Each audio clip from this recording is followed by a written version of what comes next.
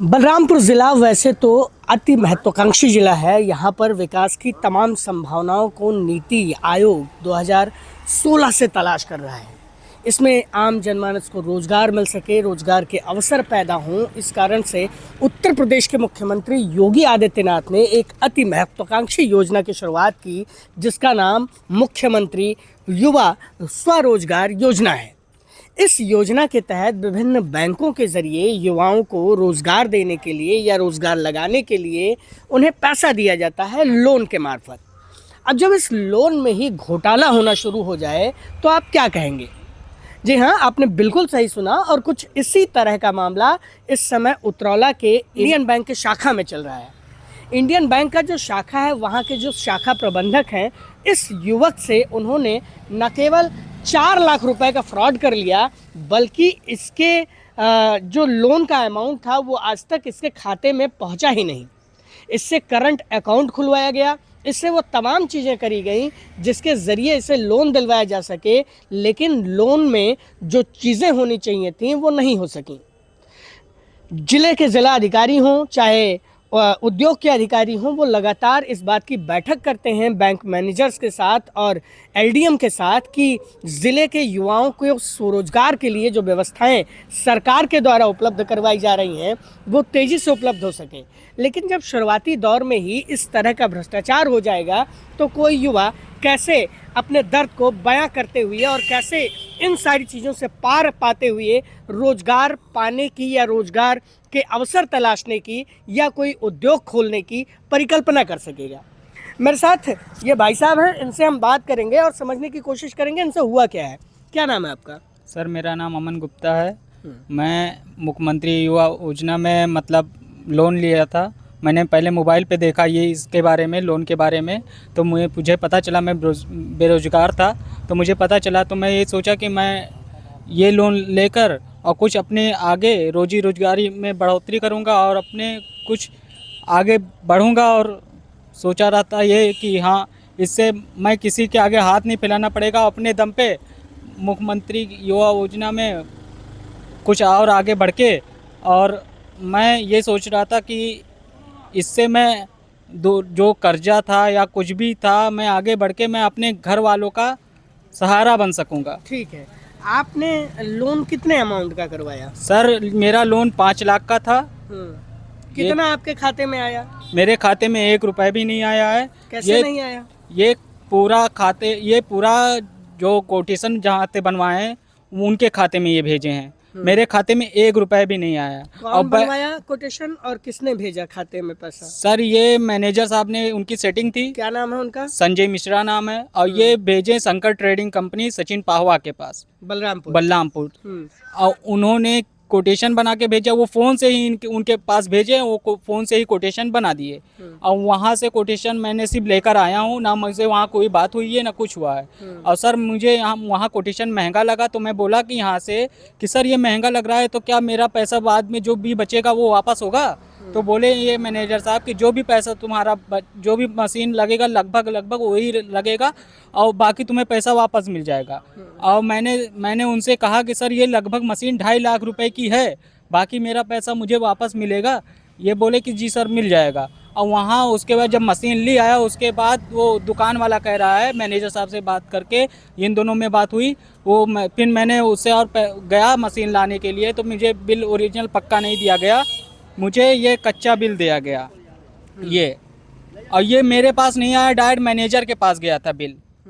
और वो मैनेजर साहब ने ये मुझे बिल मतलब व्हाट्सएप के द्वारा भेजा गया। तो ये कितने का बिल बना के दी? ये तो आपको 1,66,000 1,66,000 का। ये देखिए 242 का, 242 का, 1,97,000 का, और फिर जो है 242 का। तो कुल मिला के आपका कितना हो गया? तो फिर ज़्यादा हो रहा है आपके उससे। जी सर, है ना? जी सर। ये बिल मतलब ओरिजिनल नहीं है, ये डुप्लीकेट बिल है। ये डुप्लीकेट, अगर ओरिजिनल बिल होता सर, इनका साइन मोहर भी लगता, प्लस मैनेजर साहब का साइन मोहर भी लगता, तब ये ओरिजिनल माना जाता। अगर मैं किसी अधिकारी को दिखाऊं तो ये ओरिजिनल बिल नहीं मानेगा।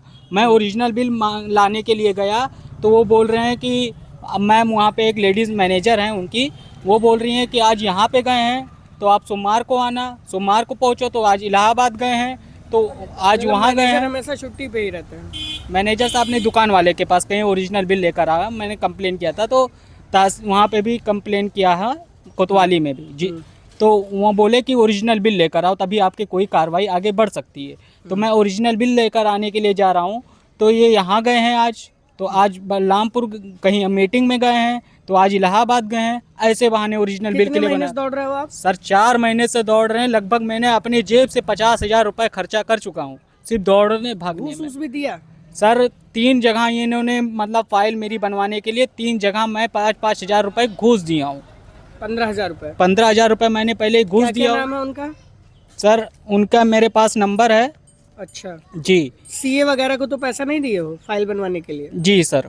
अच्छा, तो ये फाइल वगैरह आपकी बनी जब, जी अब तक सर। आपका रोजगार शुरू हुआ कि नहीं शुरू हुआ? अभी कुछ नहीं शुरू हुआ सर, वैसे ही कि वैसे मशीन वैसे लाकर पड़ा है। ना मुझे आगे सीसी लिमिट बना रहे हैं, ना मेरा कुछ आगे कोई संविधान कर रहे हैं कि मेरा कोई मतलब बातचीत हो। 4,01,000 रुपए की मशीन हो गई जी। 1 लाख रुपए फिर भी तो आपका बचा। सर वो ही तो नहीं मिला, वो भी नहीं मिल रहा है, ना देने के लिए कोई बात कर रहे हैं। जब 50,000 रुपए आपने दिया वो? सर उसमें भी मैं बैंक एस्टीमेट निकालने जा रहा हूँ, तो नहीं मतलब मैंने एक बार मतलब चेक से निकालने गया था कि लाओ मैं 50,000 रुपये निकाल लूँ। ये बोले थे 4 दिन रखना, उसके बाद निकाल सकते हो पैसा।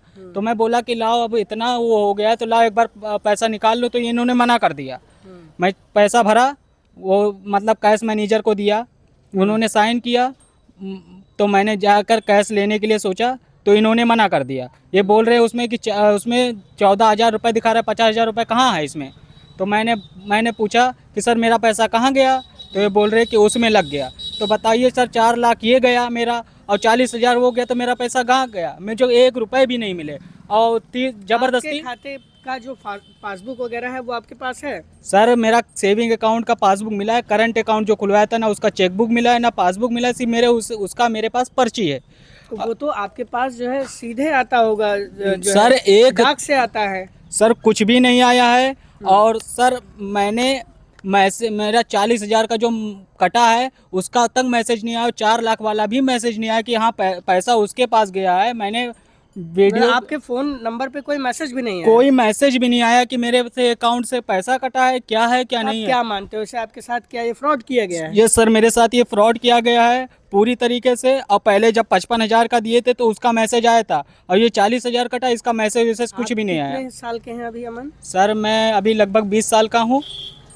तो ये अमन है, ये 20 साल के हैं, और इनका कहना है कि इन्होंने इस शिकायती पत्र के जैसे जो है कई अधिकारियों को शिकायती पत्र भेजे। इन्होंने डीएम एसपी को शिकायती पत्र भेजा, इसके साथ ही थाने पर गए। थाने वालों ने इनकी शिकायत सुनने के बजाय उतरौला थाने पर बल्कि इनसे कह दिया ओरिजिनल बिल ला के आइए, जबकि ये इस बिल को भी मान्य करते हुए इनका कम से कम शिकायत पंजीकृत कर सकते थे, इनकी जांच करवा सकते थे, लेकिन ऐसा नहीं हुआ। इसके साथ ही इन्होंने इस जो एप्लीकेशन दिया था इसका इन्होंने जो है पुलिस अधीक्षक को भी दिया था, और जिला उद्यमी विकास अधिकारी को भी इन्होंने ये एप्लीकेशन प्रतिलिपि की थी, यानी कि सीसी की थी। अब इनके साथ जो घटना हुई, इसी तरह से इस ज़िले के कितने युवाओं के साथ घटना हुई होगी ये तो आप जान ही सकते हैं। बैंकों में जो प्रचलन है उसके विषय में कहा जाता है कि जो है वहाँ पर बिना घूस के काम नहीं होता है। अगर आपको लोन लेना है तो आपको 5 से 10% बड़ी सहजता से अपने ही पैसे का घूस देना पड़ता है।